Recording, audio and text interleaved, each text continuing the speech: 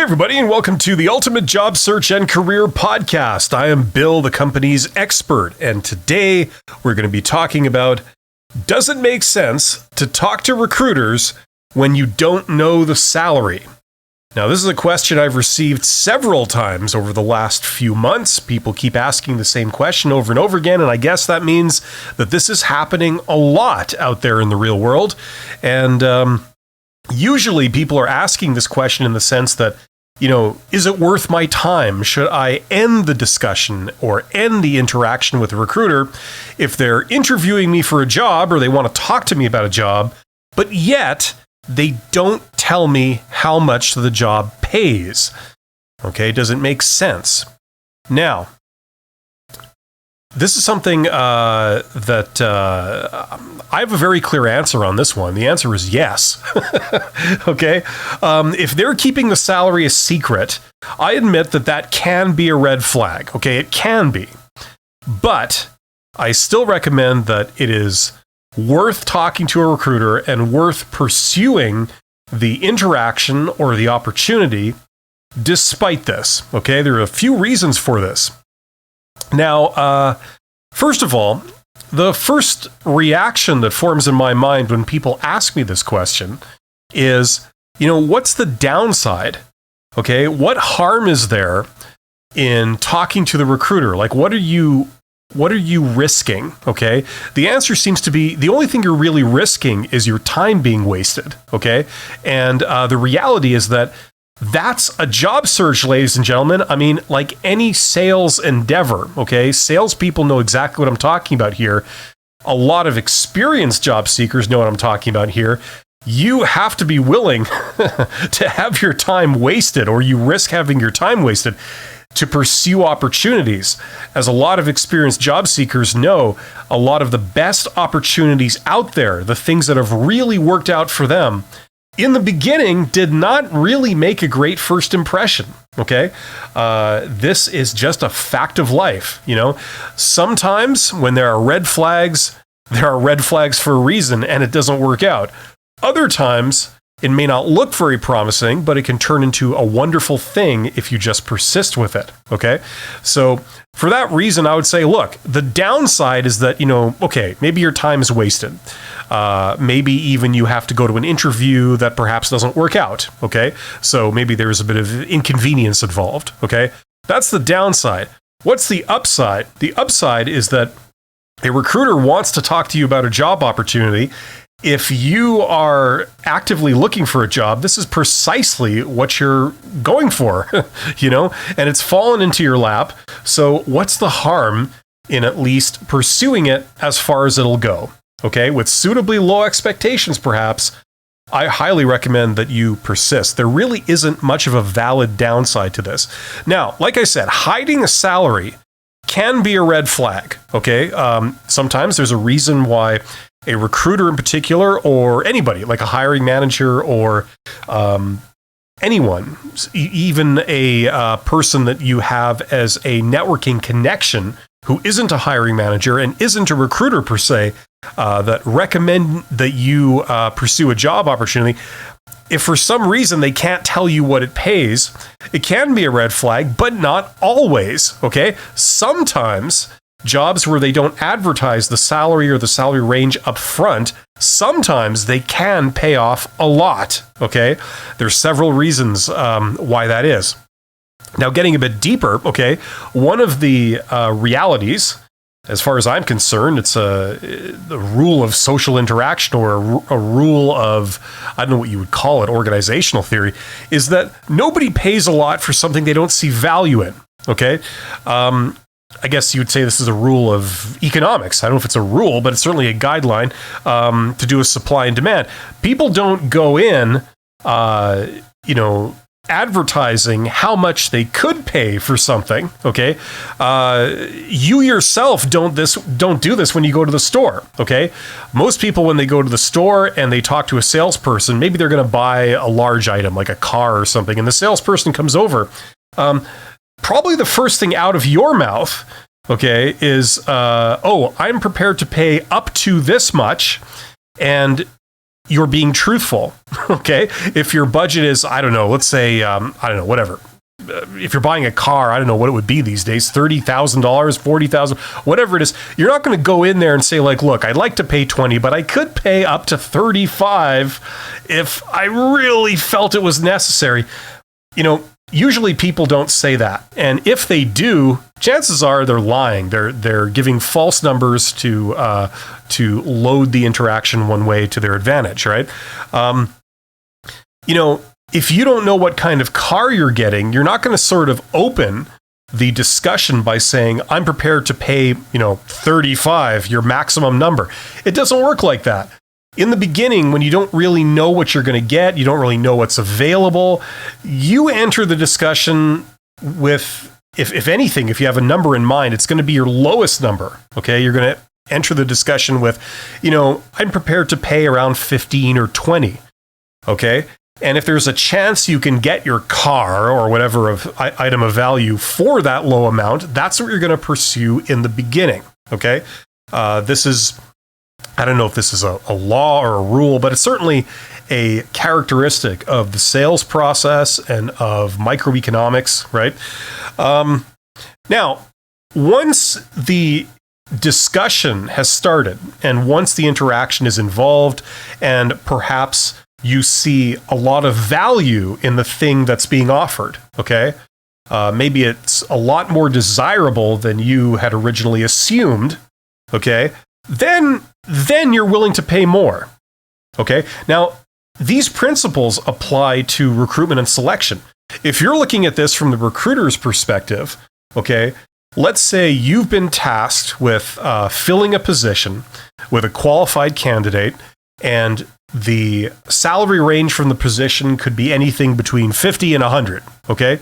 Let's say that's, within the scope of what's possible, right? Now, you're not going to want to spend 100 if you could have gotten the same thing for 50, right? I mean, that's how microeconomics behaves. That's how people's personal incentives are aligned, right? They're not going to overpay for something if they can help it, right? So when you open the discussion, chances are, if a recruiter has to give a number, they're going to give a number more towards the lower end of their range, right? Now, they could go higher if they see exceptional value in a candidate, right? But they're not going to open the discussion by giving you their maximum number that they could pay. That's usually not how these things work. Now, yes, there are exceptions to this. If you're looking at very large organizations with extremely formal hiring policies, things like government and stuff like that, usually they post the salary range. It's public knowledge, and those rules are adhered to. Okay, so and it might be very transparent, and that's how they do it. Okay, so there are some exceptions to this, but I'm talking a more general experience. If you're going to a smaller organization in which the vast majority of people work in smaller organizations rather than larger ones, and if you're in the private sector, certainly this is how it works. Okay, where the laws of supply and demand apply, right? That's how these things go. Okay, so they're not going to open the discussion by saying, I can pay up to X. There's other psychological factors,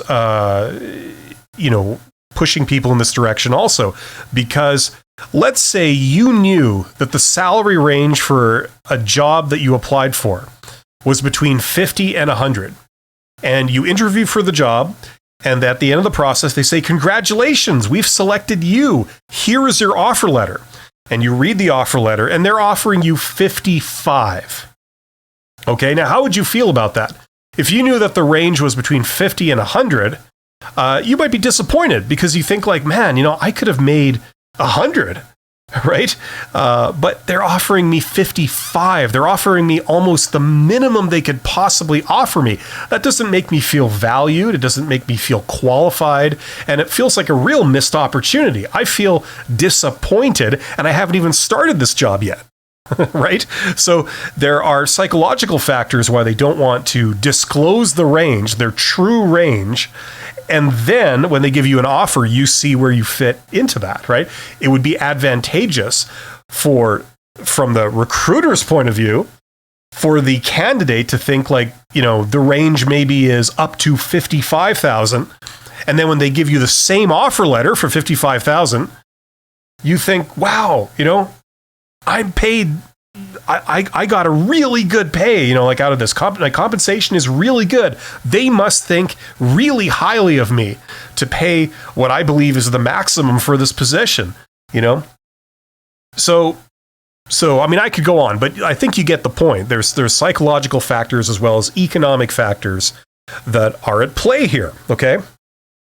Finally, the other reason why I recommend that it is definitely worth your time to talk to a recruiter if, despite the fact that they don't disclose the compensation or the salary range for the position, okay? I still recommend that you do it, is because also, sometimes, occasionally, it's a test, right? And this goes by the reasoning that if you were passionate when the price was low, you'll be delighted when you discover that they pay more, okay? That's the idea behind that, right? If they tell you, this job only pays 40, right? And you think, well, that's kind of disappointing. And they say, but, well, congratulations, we've selected you. Here's your offer letter. And it's 55. Okay, so if you were still willing to pursue the offer and accept it when they indicated that the salary would be 40, okay, and you were still willing to do it, then when you find out that they're offering you 55, you feel even better about it, okay? So, I mean, there's all kinds of things at play, and what these collectively do is they persuade recruiters, they give recruiters an incentive to A, not disclose the compensation for a position any more openly than they need to.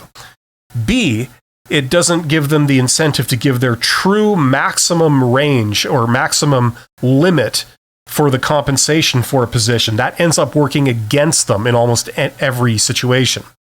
And C, they're looking for passion, they're looking for a good reaction, even though they haven't opened the discussion with compensation. Ideally, a recruiter would love to have a candidate that's just passionate about doing the work. They're in it for the experience, they're in it for the prestige, they're in it for the chance to do that kind of work. Now, you and I both know that obviously, compensation is definitely a reason why people, get paid. But at the same time, you'll probably, hopefully understand that an employee who the only reason they take the job is purely to get the compensation might not be the most desirable employee, okay? Hopefully, we can keep an element of passion and interest in everything we do, okay? We're not in it purely for the money. There should be some aspects of the occupation that are rewarding in other ways, right? And that is what recruiters are looking for, okay? Recruitment and selection trains recruiters to think like that also. They're looking for passionate candidates that want to work there, okay?